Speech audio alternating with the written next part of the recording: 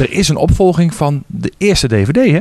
Ja, we hebben een nieuwe gemaakt. En we zijn weer lekker met het hele team naar Tirol gegaan.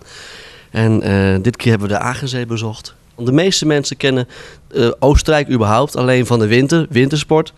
En in de zomer is het heel goed toe. Dan heb je weer totaal andere takken van toerisme. Wat je daar kunt doen op sportvlak, op entertainment. Dus zeer zeker de moeite waard om te bekijken.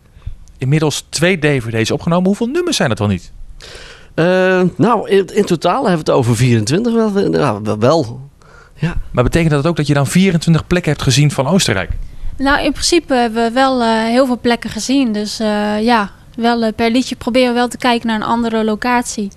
Nou, het grootste deel wel. We hebben een aantal tracks op de DVD staan waarvan de muziek en tekst niet van mijn hand is. Maar het waren gewoon liedjes waarvan ik dacht van ja, maar die vind ik gewoon mooi. Dat moet gehoord worden. Maar het grootste deel schrijven we zelf, produceren we zelf.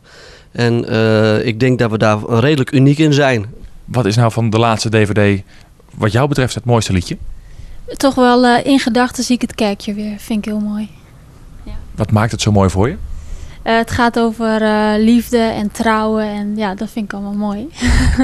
Ja, want hoe zit het eigenlijk met die liefde van het Duo Nationaal? Zowel op podium als privé. Trouwen? Oh, oké. Ja, precies. Dus we zijn hoe lang zijn we al niet samen? 10 jaar.